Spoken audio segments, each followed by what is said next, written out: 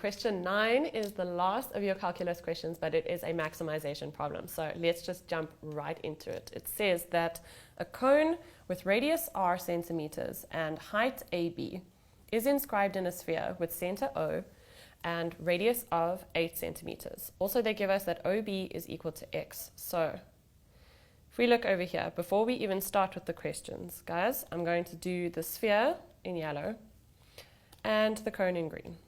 Okay, so this sphere with center O, we know that this radius over here is 8 centimeters.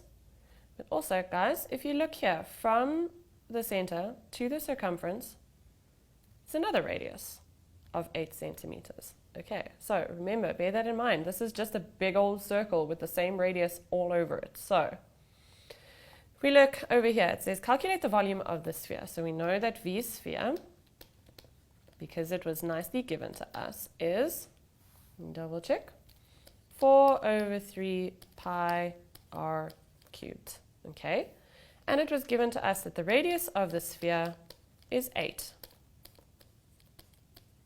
Okay, so if we plug that into our calculator, we get 4 divided by 3 times pi times 8 cubed, and that is going to give us 2048 pi over 3.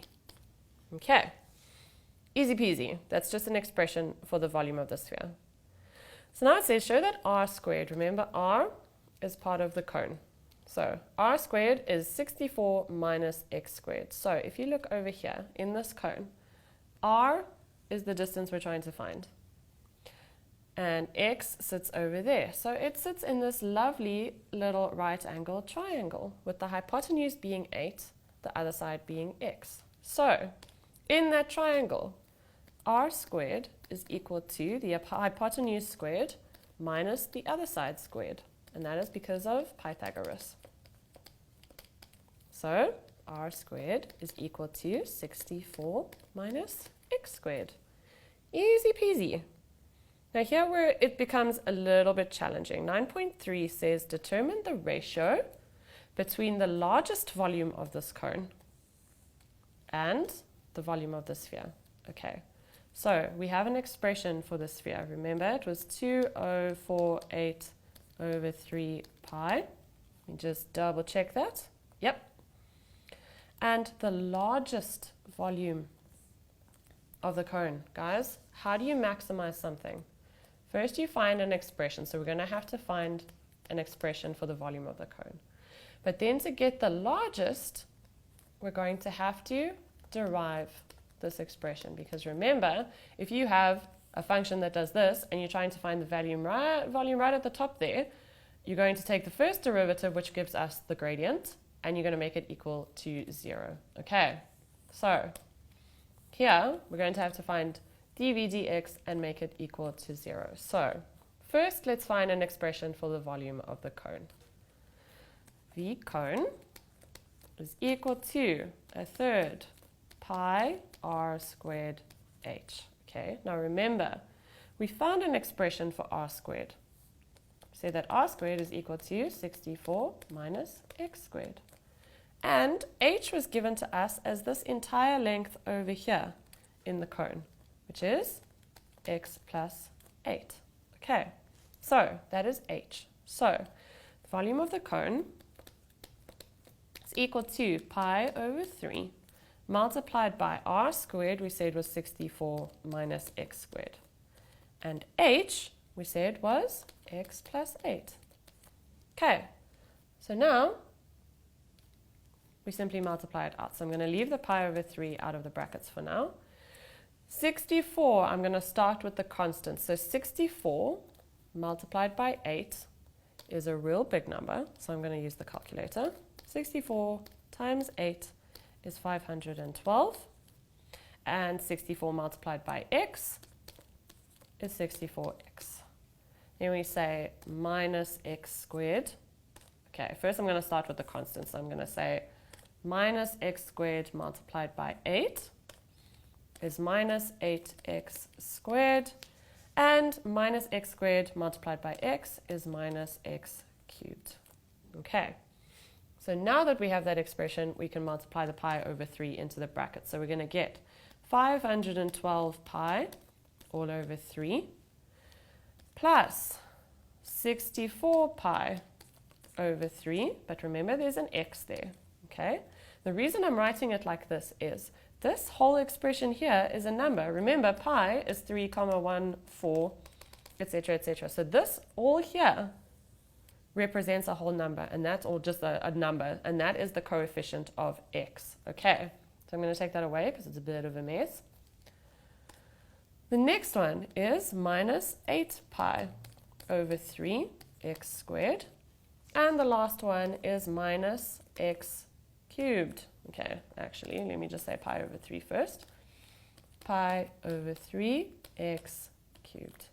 Okay, so that was the volume of the cone. Now remember, we are looking for the largest, so we need to differentiate. So dv, because we're differentiating of the volume in terms of x dx, is equal to, now if you look here, guys, you've got an x to the power of 0 there.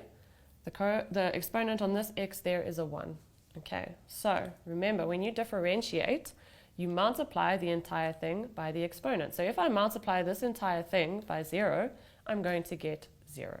Okay, so we move on to the next term. We get 64 pi over 3. And if I subtract 1 from this exponent, I get x to the negative, or x to the 0, which gives us 1. So there's no x in that term. It's just that constant. So the next term, we take the exponent and we multiply the whole thing by it. So we're going to get 16 pi over 3 x. And if I subtract 1 from the 2, I get x to the power of 1. And lastly, we say 3 pi over 3 x squared. Okay. And I'm not going to cancel these two out here because if you notice, all of these terms have the same denominator.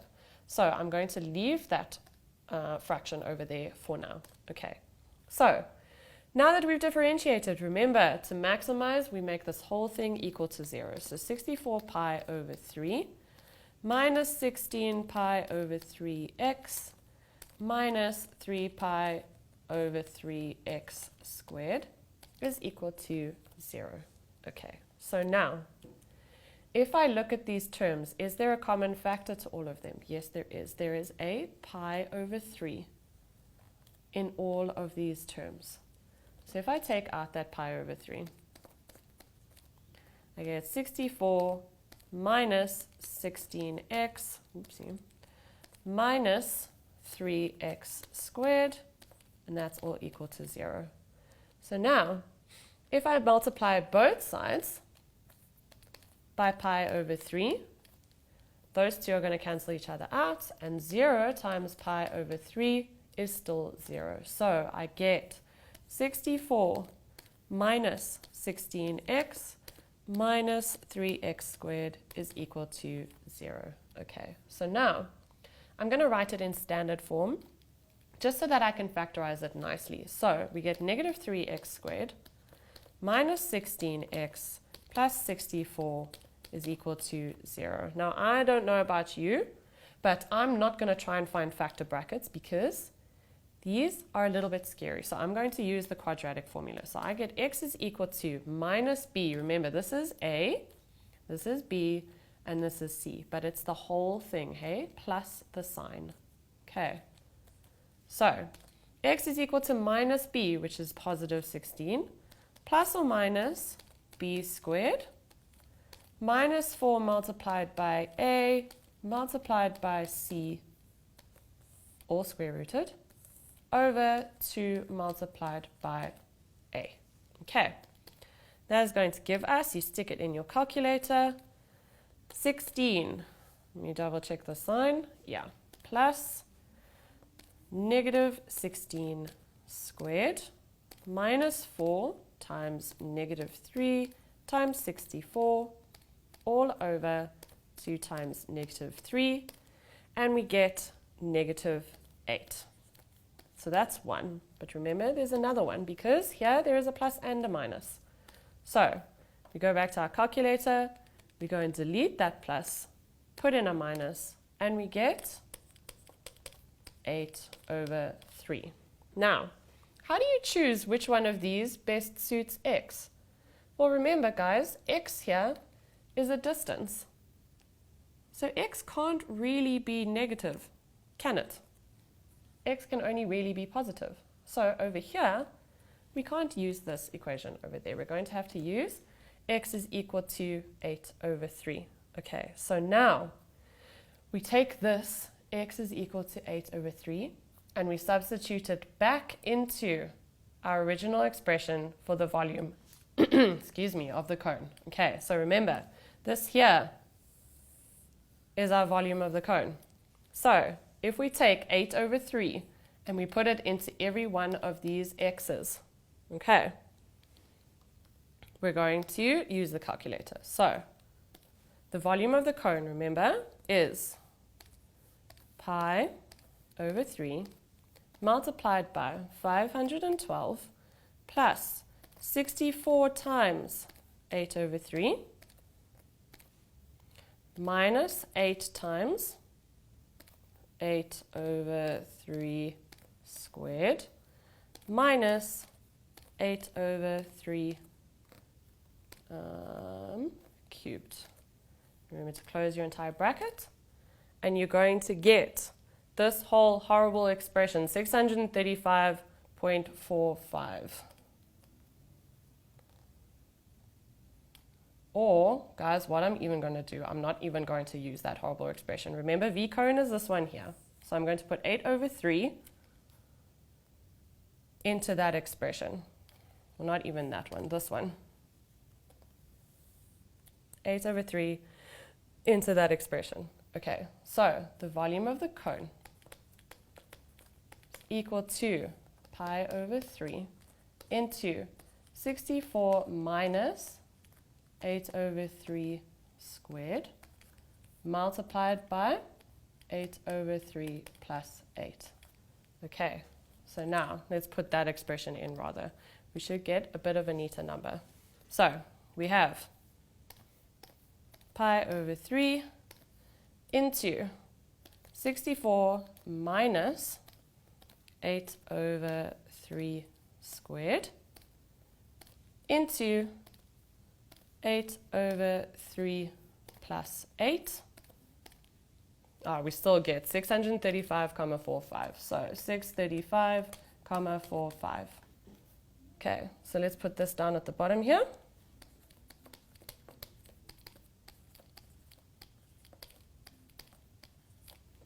Okay, so that is very important. And remember, they asked us for the ratio. They asked us for v cone over v sphere. So if I take away that line, v cone divided by v sphere is going to give us that number divided by, we found that the v sphere was, I think it was 2048 pi over 3. Yeah, it is. 2048 pi divided by 3, and that is going to give us this answer divided by 2048 pi all over 3, and that's going to give us 8/27. Okay, so after all of this, guys, that is what the ratio is between the largest volume of the cone and the volume of the sphere. Always be a bit relieved, guys, when you come across this lovely fraction and not a horrible decimal. Okay, so guys, just a tip and trick for maximization problems. Whenever they say the largest volume or the largest surface area or the largest, always find an expression for whatever you're looking for, volume, surface area, whatever. First derivative, that's how you find the largest. First derivative equal to 0, and that's how you find the x values that give you that largest volume. That's just solving for the x values. Then you plug the x values into the volume, and that is going to give you the largest volume. Okay, so after all of this, that is the end of question 9.